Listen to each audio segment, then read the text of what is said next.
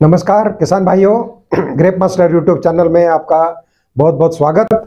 मैं हूं डॉक्टर सतीश भोंडे, कृषि वैज्ञानिक, और आज मैं आपको बताऊंगा फूल गोभी कॉलीफ्लावर के ऊपर आने वाली जो एक समस्या है, जिससे हमारा किसान परेशान तो है ही है, लेकिन जो इस कॉलीफ्लावर को खरीदता है वो ग्राहक भी जब उसको एक दो रोज अपने यहाँ रखता है तो वो भी देखता है कि इसमें एक तरह की सड़न हो गई है और उसका बहुत खराब या गंदा स्मेल इसमें से आ रही है। और ये सड़न क्यों हो रही है, इसके लिए हम क्या करें, किसान को क्या करना चाहिए, इसके बारे में जानकारी देने का आज के इस वीडियो से मैं प्रयास कर रहा हूँ। किसान भाइयों, आप जानते होंगे, जैसे हम हमेशा देख रहे हैं, कई बार हम बता भी चुके हैं कि बीमारियों की समस्या बढ़ रही है, क्योंकि हमारे भूमि का, हमारे ज़मीन का स्वास्थ्य दिनों दिन खराब हो रहा है।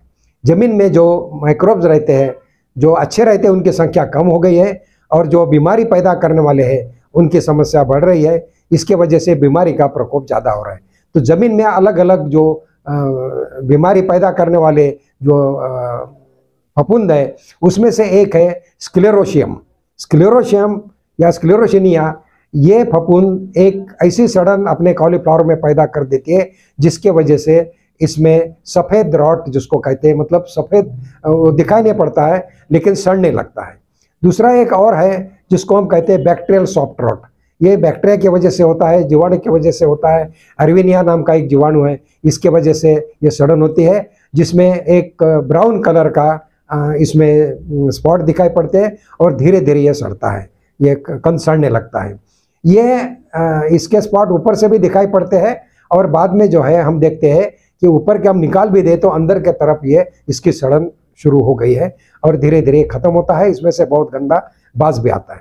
तीसरा एक और कारण है कि बहुत सारे ऐसे लार्वा है, ऐसे इल्ली है जो इसको नुकसान पहुंचाते हैं, और इस नुकसान के बाद में वहाँ इस बैक्टीरिया की जो है सेकेंडरी इन्फेक्शन, मतलब इल्ली ने जो नुकसान किया है तने को या फूल के नीचे के पार्ट को, वो नुकसान करके चली गई, लेकिन बारिश के मौसम में वहाँ पानी जाता है, वहाँ पे नमी ज़्यादा हो बन जाती है और यहाँ पे तुरंत ये बैक्टीरिया, अर्विनिया नाम का जो बैक्टीरिया है, उसका प्रकोप होता है और हमारे फूल गोभी में ये सड़ना शुरू हो जाता है। ये बहुत सीरियस समस्या है मित्रों, क्योंकि इससे भारी नुकसान किसानों को झेलना पड़ता है, और अगर इसका समय से हमने निदान नहीं किया, इसका उपचार नहीं किया, तो ये हमारे आगे आने वाली फसलों में भी नुकसान पहुँचा सकता है।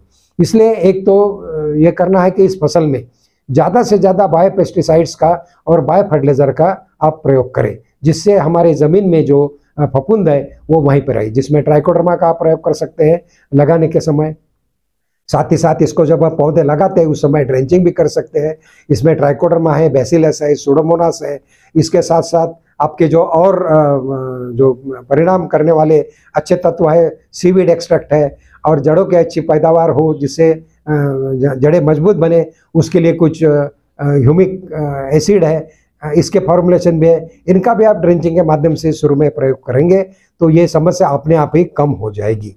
उसके बाद में हमें ये भी देखना है, बारिश के मौसम में इसकी समस्या ज़्यादा आती है, वाटर लॉगिंग ना हो, मतलब पौधों में कहीं भी हमारे फसल में पानी ना जमे। अगर पानी जम जाता है तो ये ज़मीन में जो फफूंद रहते हैं या जो बैक्टीरिया रहते हैं, इनका प्रकोप जो है बढ़ता है। इसलिए पानी का निकास अच्छा होना चाहिए, और साथ ही साथ पानी वहाँ ना रुके, इसलिए हमें ड्रेनेज की व्यवस्था अच्छी करनी चाहिए। दूसरा एक फफूंदनाशी है क्लोरोथैलोनिल नाम का, जो ये ब्राउन स्पॉट जो हमारे फूल के ऊपर दिखाई पड़ते हैं शुरू में, तो इसको आपको क्लोरोथैलोनिल नामक जो फफूंदनाशक है, कवच के नाम से किसान को ये उपलब्ध होता है 2 ग्राम प्रति लीटर पानी के दर से। और इसमें आप ज़रूर एक मिलाएं एडजुवेंट जो सिलिकॉन बेस्ड हो। इस एडजुवेंट को आप ज़रूर मिलाइए।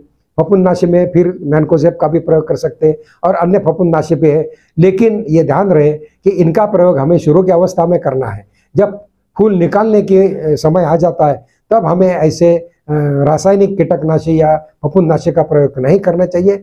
इसमें आपको जैविक फफूंदनाशी जो है उनका प्रयोग आप जरूर कर सकते हैं, और जैविक जो खाद है उनका प्रयोग हम इसमें ज़मीन में करेंगे तो ये बीमारी ऐसे भी हमारी कम हो जाएगी। जो ज़मीन से जो बीमारी आती है उसमें स्क्लेरोशियम, इसके लिए आप ट्राइकोडर्मा का प्रयोग बहुत ही उचित है और बहुत आसानी से ये हम कवर कर सकते हैं। तो मित्रों, ये जानकारी का आप ज़रूर लाभ उठाएंगे और अच्छी कॉलीफ्लावर की पैदावार आप करेंगे, इसका मुझे पूरा विश्वास है। यदि आपको कोई और समस्या है तो आप पूछ सकते हैं और इस चैनल को, ग्रेप मास्टर यूट्यूब चैनल को आप ज़रूर सब्सक्राइब कीजिए जिन लोगों ने अभी तक सब्सक्राइब नहीं किया है। साथ ही साथ जानकारी पाने के लिए ग्रेप मास्टर ऐप को भी डाउनलोड कीजिए, क्योंकि इस माध्यम से ज़्यादा तकनीकी जानकारी, उचित जानकारी और आपका बेफिजूल खर्चा ना हो, इसके लिए हम आपको कुछ अच्छे उपाय या उपचार बताते हैं जिसका आपको लाभ मिलता रहे। धन्यवाद।